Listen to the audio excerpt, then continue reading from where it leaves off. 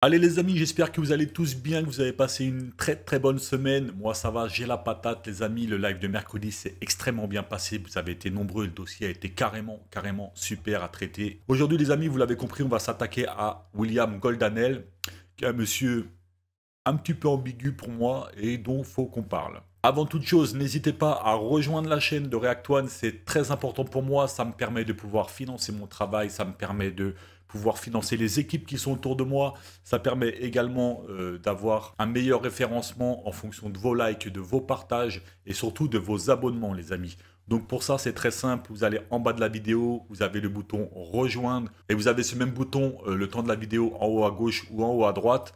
Donc n'hésitez pas, c'est très important pour moi et ça permet à YouTube de nous considérer comme étant une chaîne très sérieuse et de nous pousser. Pour la simple et bonne raison qu'on s'attaque à des sujets très importants, très durs, avec des mots-clés. Vous avez compris, hein, je ne vais pas vous les redire ici. Mais pour ceux qui sont déjà abonnés à la chaîne, YouTube ne nous fait pas de cadeaux. Donc il faut forcément qu'on trouve un modèle économique un petit peu différent que les simples vues YouTube avec lesquelles on fait absolument pas d'oseille. Bref, on démarre avec la présentation du bonhomme. Gilles William Goldanel, né le 12 janvier 1954 à Rouen, est un avocat franco-israélien, essayiste pro-israélien, militant associatif, membre du CNIP et néoconservateur, classé à droite, voire à l'extrême droite. Qu'est-ce que c'est que le CNIP? C'est le Centre National des Indépendants et Paysans. On s'en fout.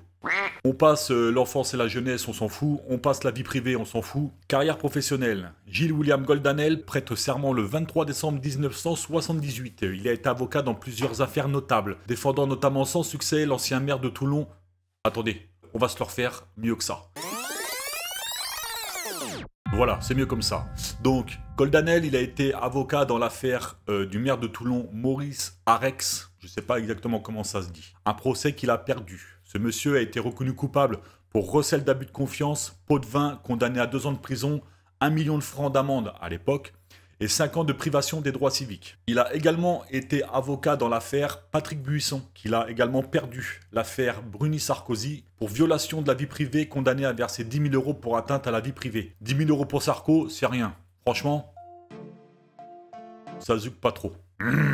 Ça se gâte. Affaire Samuel Flato Charonne, qu'il a réussi à relaxer. Ce monsieur, affaire dite de la paternelle, escroquerie et abus de biens sociaux, fraude fiscale. Je pense que le chèque qu'il a dû prendre à ce moment-là, il a dû être phénoménal. Également avocat dans l'affaire Arkady Gaïdamak, qu'il a relaxé. Ce monsieur que vous voyez à droite, qui ressemble étrangement à Christophe Rocancourt, je trouve, a été impliqué dans l'affaire de trafic d'armes avec l'Angola, infraction d'abus de biens sociaux, recel d'abus de biens sociaux, fraude fiscale, blanchiment. Flunch, Ken Flush, carré d'as, salto arrière et tu retombes sur tes pattes. Balèze le gars. Relaxé. Il a également été avocat dans l'affaire Oriana Fallaci, qui a reçu une plainte pour islamophobie. Retenez bien ça les amis. Et c'est un procès qu'il a réussi à faire annuler pour vice de procédure. Malinx le lynx. Également avocat dans l'affaire Grégory Shelley, qui est un pro-sioniste d'extrême droite israélien. Procès qu'il a perdu les amis. Ce monsieur que vous voyez à droite était poursuivi entre autres pour plainte pour escroquerie. Et il a toujours à ce jour un mandat d'arrêt international de la France contre lui. Ce monsieur-là est parti en Israël s'exiler. Voilà pour la petite carrière que j'ai simplifié de M. Goldanel. On apprendra qu'il a été également avocat de Florian Philippot et de Nadine Morano. On avance les amis. Alors première vidéo les amis, on va laisser M. Goldanel s'expliquer lui-même de qui il est, comment, pourquoi, d'où il vient et quelle est son idéologie. On l'écoute dans cette première vidéo puis on analyse juste derrière. C'est parti. C'est assez insupportable, hein. Je vous le dis très franchement. Je vous ai toujours dit ici que j'étais un juif du réel et pas un juif des fantasmes. J'ai toujours eu une profonde divergence avec le CRIF. Alors, il fut un temps, parce qu'on est quand même dans un progrès. Il y a encore 5 ans, le CRIF ne connaissait que l'antisémitisme d'extrême droite. C'est d'ailleurs cet aveuglement qui a facilité l'immigration dont les juifs français, parmi tous les Français, sont les premières victimes. Alors maintenant, ils renvoient dos à dos. Mais pardon de le dire, ça n'a aucun sens. L'antisémitisme qui tue, c'est l'islamo-gauchisme qui est aux ordres, d'une certaine manière, du Hamas. Et rien d'autre. Il n'y a pas eu. Il donne des exemples, M. Arfi, je suis désolé de le dire. Le fameux Marco, il n'a pas été victime de l'extrême droite, n'est-ce pas? Donc il y a une forme soit de cécité, soit de malhonnêteté que j'accepte pas. Quant au président de la République, je vous avoue que depuis que notre président a refusé de marcher contre l'antisémitisme dont on connaît la nature pour préserver l'unité nationale et ne pas heurter la communauté musulmane, je suis pas très ouvert à entendre ces leçons sur l'antisémitisme du passé. J'ai du mal. Ah, alors, plusieurs choses dans cette vidéo. Pour commencer, monsieur Goldanel, l'islamo-gauchiste n'existe pas et ça veut absolument rien dire. Faut vous le mettre dans la tête, électeurs d'extrême droite, c'est comme si nous on vous disait « vous êtes des droitos racistes ». Ça voudrait exactement absolument rien dire. Ou dans ce cas-là, si vous assumez de nous traiter, nous, d'islamo-gauchistes, il faut que vous assumiez vous qu'on vous traite de droitos racistes. Dans ce cas-là, on est équilibré. Deuxième chose les amis, il faut savoir que M. Goldanel est un sayanim. Pour ceux qui ne savent pas ce que c'est un sayanim, j'explique. Les sayanim désignent des agents israéliens passifs, appelés plus communément agents dormants, établis en dehors d'Israël, prêts à aider les agents du Mossad en leur fournissant une aide logistique par sentiment de patriotisme envers Israël.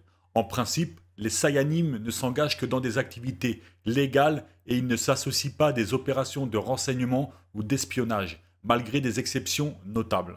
Donc en gros, le sayanim, c'est quelqu'un par adoration d'Israël, avec une idéologie à peu près zélote, est capable, à sa place stratégique où il est, de pouvoir amener un résultat concret en fonction de l'activité qu'il mène dans l'intérêt d'Israël. Pour les plus assidus d'entre vous qui voudraient pousser le délire des sayanim, j'ai reçu pour réactoire de M. Jacob Cohen, avec qui j'ai mené une grande interview qui sera bientôt disponible sur cette chaîne. On y parlera du sionisme, des sayanim, de la franc-maçonnerie. Troisième chose les amis. L'antisémitisme qui tue, c'est l'islamo-gauchisme. Quand tu nous expliques, Goldanel, que l'antisémitisme qui tue, c'est celui de l'islamo-gauchiste, je vais te prouver que c'est pas celui de l'islamo-gauchiste et que c'est bien celui de l'extrême droite. On y va les amis? C'est parti.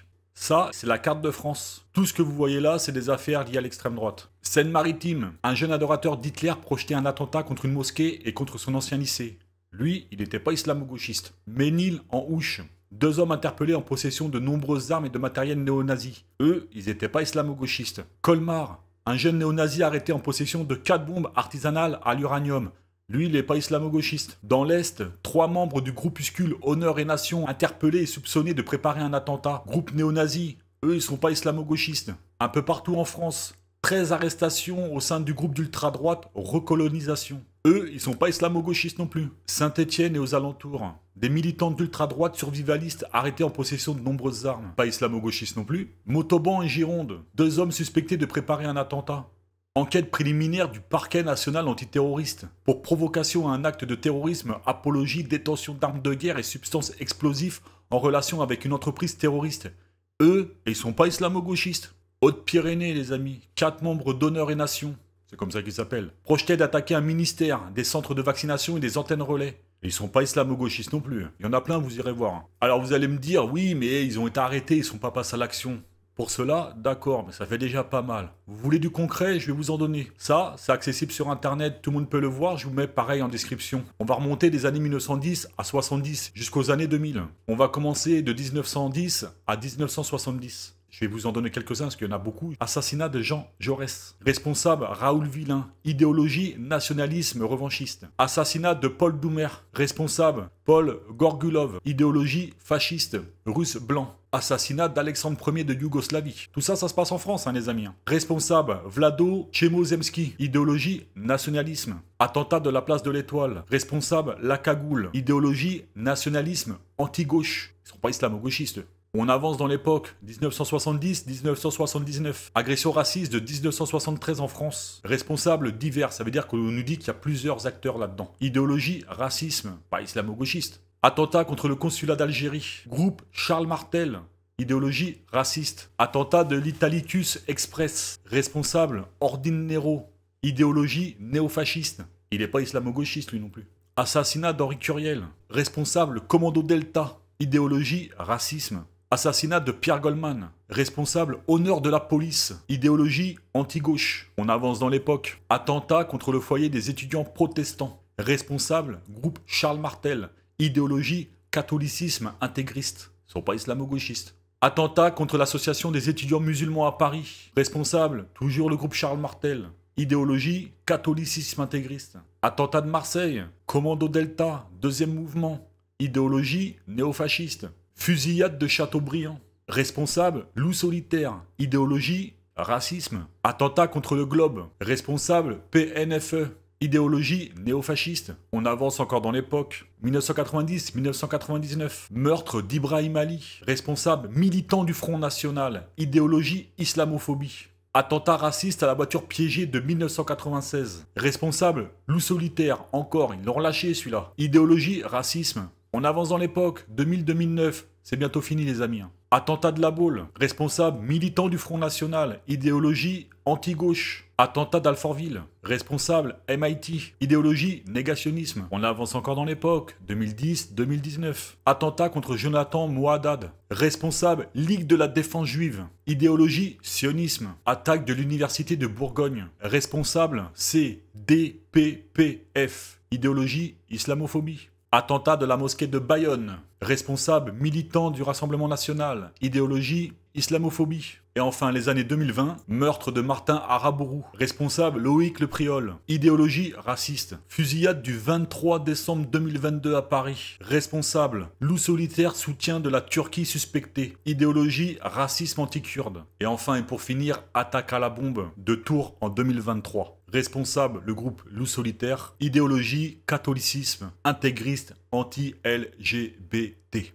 L'antisémitisme qui tue, c'est l'islamo-gauchisme qui est aux ordres d'une certaine manière du Hamas. Et rien d'autre. Et rien d'autre. Ah si, on vient de le démontrer. Donc le Marco que tu parles, effectivement, il n'a pas été victime de l'extrême droite, mais tous les autres que je viens de te citer avant, eux si. Par souci de pluralité, les amis, on va aller voir ce que l'extrême gauche a fait comme victime en France. Je vous avoue, j'ai pas trouvé grand chose. Donc faites-moi avoir tort et mettez-moi en lien, pour toute la communauté réactoine, des liens sur l'extrême gauche et les victimes de l'extrême gauche en France. C'est pas que je veux pas le faire, les amis. C'est que très honnêtement, j'ai beau avoir cherché, j'ai pas trouvé la même liste exhaustive que sur l'extrême droite. Mais attention, je dis pas qu'il n'y a pas de victimes de l'extrême gauche non plus. Mais vous connaissez la maison, on analyse les discours du personnage. Donc on réagit par rapport au discours du personnage. Et là, Goldanel, tu as tort. Pour le côté ultra-gauche, j'ai trouvé sur la dépêche 7 activistes de l'ultra-gauche mis en examen pour terrorisme. Vous voyez, hein, je suis pas pro-ultra-gauche. Je le dis aussi. Je vous lis 2 petites lignes. 7 membres de l'ultra-gauche soupçonnés d'avoir voulu préparer des actions violentes ont été mis en examen hier pour association de malfaiteurs terroristes criminels. Je suis désolé, ils nous en disent pas plus. Donc Goldanel, avec ton délire de l'extrême droite, ne fait de mal à personne, bisounours, we are the world, comment te dire, ferme-la à tout jamais. Et va te faire...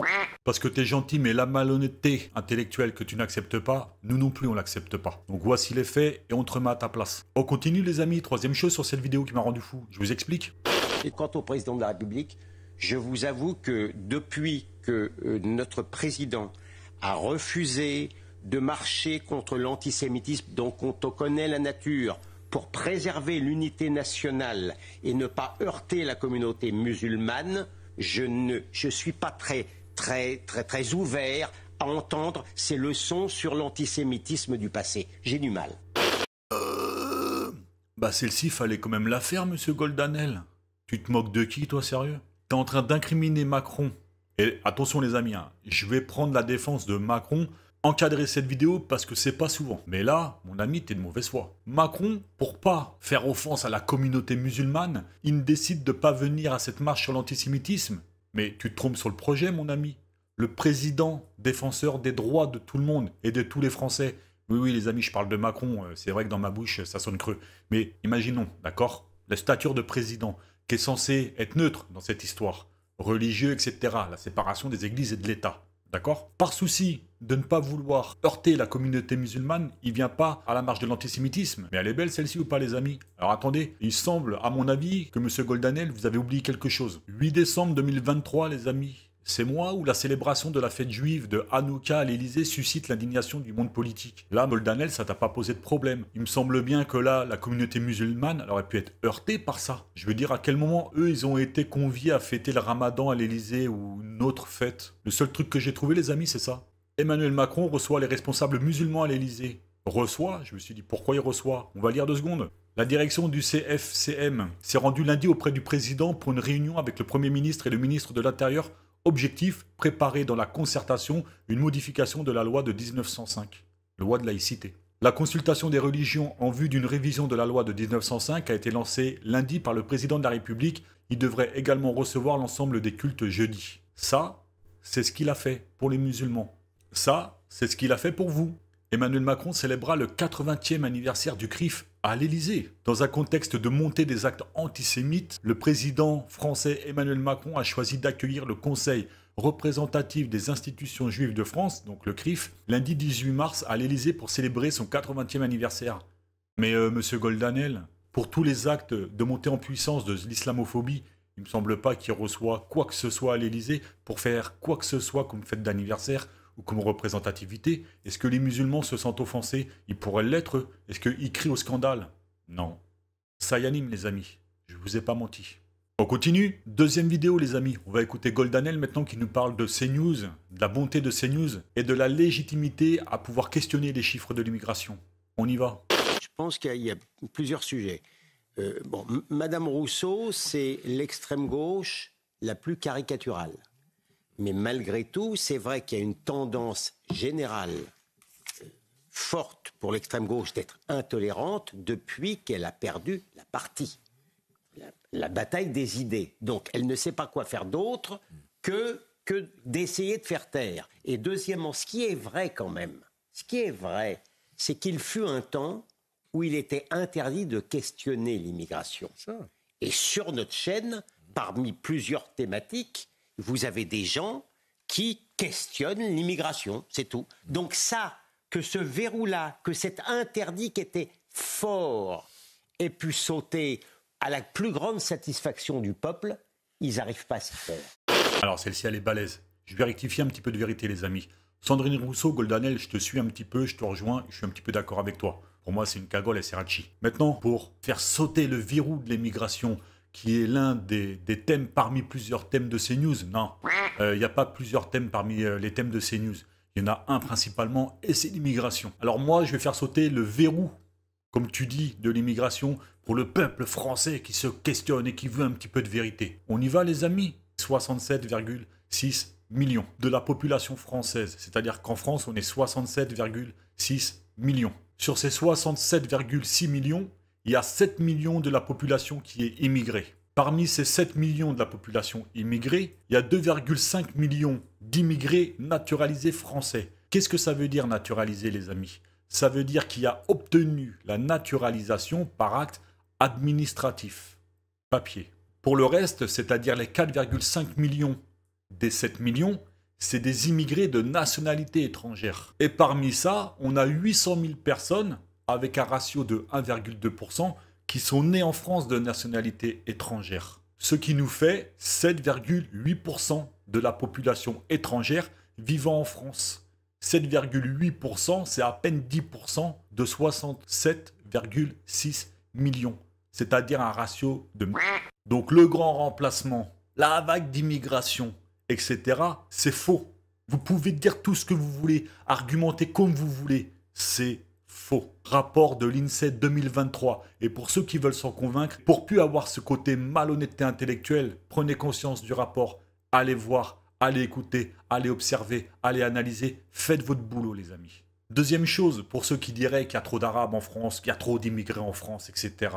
On va démystifier ça 2 secondes les amis. La plus grande communauté étrangère en France sur ces 7,8%, 34% c'est l'Union européenne, c'est-à-dire la vague d'immigration qui vient de l'Union européenne. La deuxième, avec 29%, c'est le Maghreb. Ensuite, vous avez 13%, c'est l'Afrique, qui vient en 4e position. Avant, en 3e, vous avez l'Asie et la Turquie, c'est-à-dire 14%. Et enfin, pour finir, vous avez les autres, avec 10%, c'est-à-dire Océanie et Outre-mer. Tous ces chiffres-là à rentrer dans les 7,8% de la vague d'immigration. C'est pas 34 sur 100%, 29 sur 100%, 13 sur 100%, 14 sur 100% d'immigrés sur 67 millions, les gars. C'est sur 7,8% de la vague d'immigration. Source INSEE 2023, rapport dans la description. Allez-y, argumentez maintenant. Donc moi, je veux bien, les amis, à un moment qu'on nous parle d'immigration, je veux bien que CNews fasse tout ce travail-là, mais il faut qu'on parle des mêmes chiffres, de la même base, et d'une partie de la même vérité, les amis. Sinon, intellectuellement, on n'est pas bon. Donc Goldanel, je suis désolé de te dire, mais peut-être qu'en tant qu'avocat, t'es un petit peu plus sérieux, mais par contre, en tant qu'analyste, t'es vraiment de la... Et ton idéologie sayanime commence vraiment à se voir. Mais j'avoue que t'es malin. J'avoue, t'es malin. Et pour ça, je salue le bonhomme. Nouvelle vidéo, les amis. Alors là, je vais m'adresser aux pro-LFI, c'est-à-dire ceux qui votent pour LFI. Essayez de ne pas vous énerver. Parce que honnêtement, le gars Joe est un petit peu ambigu et il aime vraiment pas LFI et il aime vraiment pas la gauche. Pas l'extrême gauche, la gauche. L'extrême gauche, c'est le NPA. C'est Sandrine Rousseau avec Europe Écologie Les Verts. LFI, c'est à gauche. C'est pas l'extrême gauche. Ça pareil, faut vous le mettre dans la tête, les amis. LFI, c'est pas de l'extrême gauche. Par contre, leur programme est radical. C'est-à-dire qu'ils veulent une vraie coupure avec cette république-là. Mais ce n'est pas l'extrême gauche. L'extrême gauche, ça zouk un peu plus. Donc, amis LFI, bon courage. Ce sont des communautaristes. Ils sont d'un côté, de l'autre côté de la mer. Ils sont pour les terroristes et contre les soldats. Ici, ils sont pour les voyous et contre les policiers. Ces gens-là ont une vision, une détestation de ce que nous sommes. La réalité, elle est là. Donc, pardon, je ne les aime pas, mais ils sont cohérents. Ça veut dire quoi, ça? Je ne les aime pas, mais ils sont cohérents. LFI, ils sont pour les terroristes, ils sont pour le Hamas, ils sont contre la police, mais n'importe quoi. Sur quel argument tu t'appuies sur ça? Trouvez-moi une preuve, un truc, n'importe quoi, les amis, allez-y, qui prouve, argumentairement parlant, qui prouve que LFI sont pro-Hamas, qui sont contre la police, etc., etc., etc. Tu racontes n'importe quoi sur une chaîne qui ne fait aucun travail journalistique et qui te laisse dire n'importe quoi. Ça, c'est très dangereux. En termes d'analyste et d'argumentaire, et en plus de journaliste que tu n'es pas, tu es éclaté au sol, mon ami. Clairement. Donc en vérité, Goldanel, laisse tranquille les filles parce que je pense qu'ils font un meilleur travail que toi. Et honnêtement, ils auraient tout le mérite de pouvoir faire la démonstration de leur programme à échelle nationale. Ils feront pas pire que Macron. Nouvelle vidéo, les amis. On va écouter Goldanel sur les réseaux sociaux. Est-ce qu'il en pense?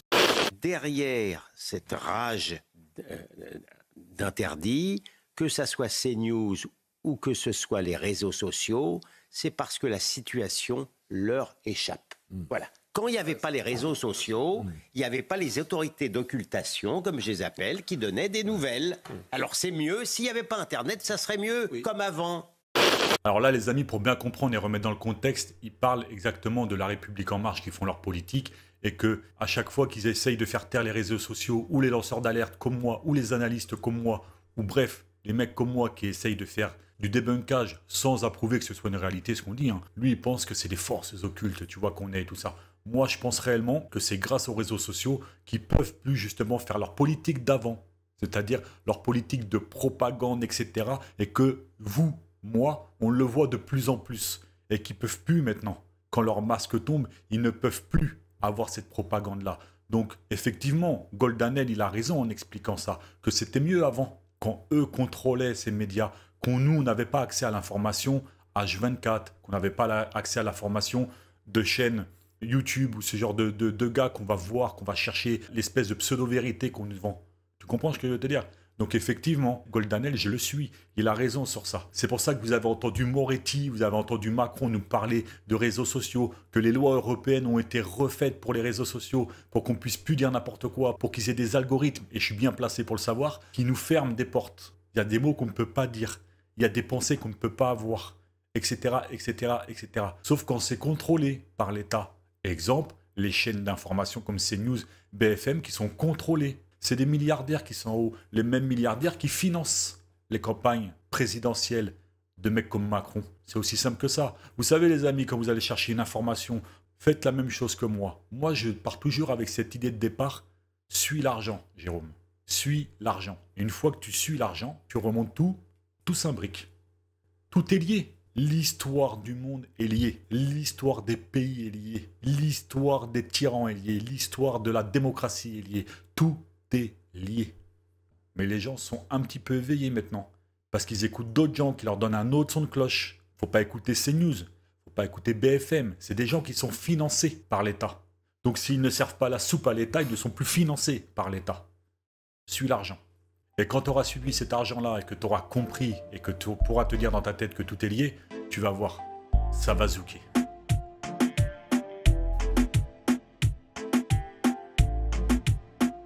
Bah oui les gars, pas plus d'heures que ça.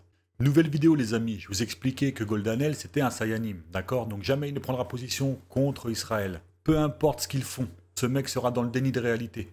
On va l'écouter dans cette vidéo et accrochez-vous les amis, ça va zouker. Mais c'est un terrible mensonge. Mon étonnement va vous étonner, mais jamais l'armée israélienne ou les Israéliens disent qu'il faut tuer tout le monde. C'est un monstrueux mensonge. Ils disent qu'ils veulent tuer, et je les approuve en cela, les terroristes du Hamas. Le problème, que chacun comprend bien, c'est que les terroristes du Hamas, à l'intérieur d'un territoire très exigu, se cachent derrière les civils, qui font, c'est vrai, malheureusement, les frais de cela. Mais à ma connaissance, et je serais très surpris connaissant les Israéliens et l'armée israélienne, jamais un soldat israélien ne va vouloir cibler un enfant, un civil, une femme en tant que civil. Ça n'existe pas, ça. Qu'il y ait des bombardements meurtriers. Mais dans ce cas-là, dans ce cas de figure, alors, il faut considérer que les bombardements des Alliés récemment sur Mossoul et Raqqa, qui ont fait aussi beaucoup de morts parmi la population civile, seraient un génocide. Et il faut aussi traduire, malgré la prescription du temps, les Alliés anglo-américains qui ont bombardé l'Allemagne hitlérienne infiniment avec moins de discernement que les Israéliens, également pour génocide. On est dans la folie. Il y a deux choses que je dois vous dire, si vous voulez. Le premier, c'est qu'il faut comprendre le plaisir. Il y a un plaisir quasi pornographique de ces gens-là, M. Mélenchon compris, à accuser le peuple le plus génocidé au monde de génocide. Il y a quelque chose de jouissif. Et puis, il y a évidemment l'avocat qui vous parle, vous dit que c'est extravagant, raison pourquoi d'ailleurs la Cour internationale, à son grand dépit de M. Mélenchon, n'a pas dit qu'il y avait génocide. Il y a toujours un risque de génocide, on peut dire ça partout, parce qu'il n'y a pas d'intentionnalité. Quand il se trouve que les Israéliens font tout ce qu'il leur est possible, comme dans le cadre militaire, pour éviter autant que faire se peut. Donc, cette accusation-là, elle est encore une fois jouissive, pornographique et mensongère. Là, vous avez le talent d'un Sayanim. Vous avez de la propagande à tous les étages, du mensonge à tous les étages. L'armée israélienne serait l'armée la plus morale du monde. Mais il se moque de qui, lui? Attends, on va te répondre.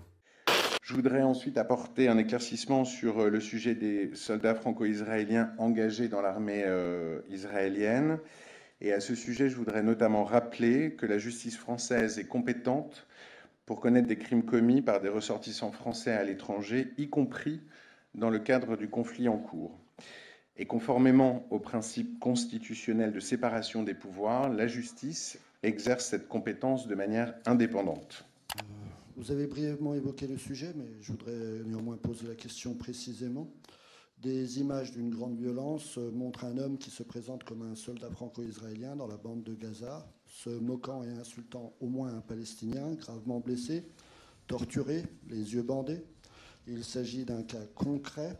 La France envisage-t-elle de mener des enquêtes sur les 4000 soldats franco-israéliens engagés dans l'offensive à Gaza, ayant possiblement commis des crimes de guerre et ou des crimes contre l'humanité? Cette question a été posée hier à la porte-parole du gouvernement, qui a redirigé vers le Quai d'Orsay. Pourriez-vous, s'il vous plaît, y répondre? Merci beaucoup pour votre question. Cette vidéo est choquante et abjecte. Et concernant d'éventuelles suites judiciaires, c'est ce que je mentionnais dans mon propos liminaire, c'est la justice française qui est compétente pour connaître des crimes commis par des ressortissants français à l'étranger. Et conformément au principe constitutionnel de séparation des pouvoirs, elle exerce cette compétence de manière indépendante. Ça, Goldanel, c'est juste les soldats franco-israéliens qui sont là-bas.